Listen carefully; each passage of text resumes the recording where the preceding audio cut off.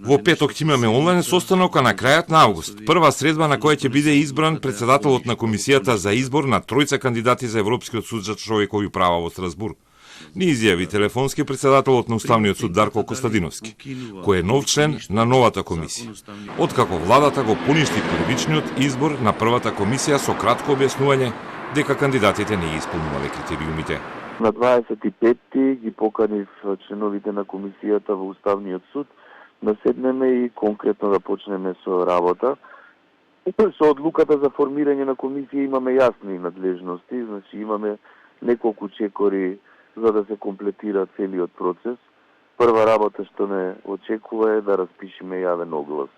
Обвинителката Ленче Ристовска, која беше еден од тројцата избрани кандидати, по незините тврдења дека процедурите биле сгрешени, а ставот на владата откривал дека ќе го поништи изборот, во интервју за Призма вели дека размислува да не се кандидира на новиот конкурс. Тоа не е прашање само на лична волја, туку и на принцип. Размислувам да не се кандидирам, бидејќи така би му дала легитимитет на новиот избор, а би го делегитимирала стариот. Не е јасно ниту дали тројцата кандидати ќе може да се кандидираат и бидат бирани повторно, бидејќи владата со своја одлука ги прогласи за несоодветни за судии во Страсбург. Костадиновски вели дека пријавувањето е слободно за сите.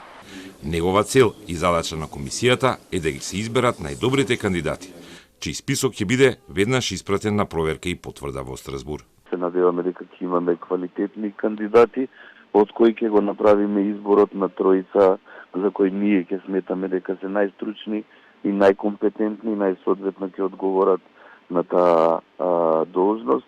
Следниот е чекор е тој предлог од тројца да го доставиме до меѓународниот советодавен панел на експерти на Советот на Европа со цел да обезбедиме мислење дали ги исполнуваат критериумите. Значи тоа е еден многу важен чекор во постапката.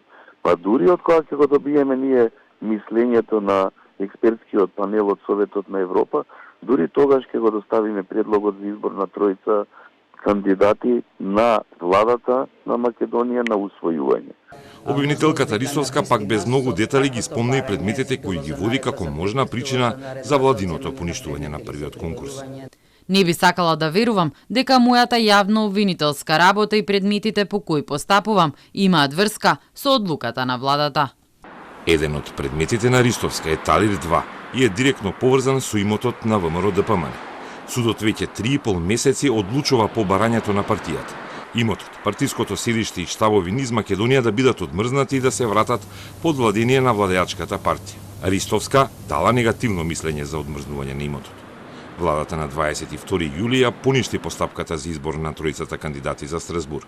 Адвокатот Јордан Апостолски, судиката Габриела Гајдова и спомнатата Ристовска.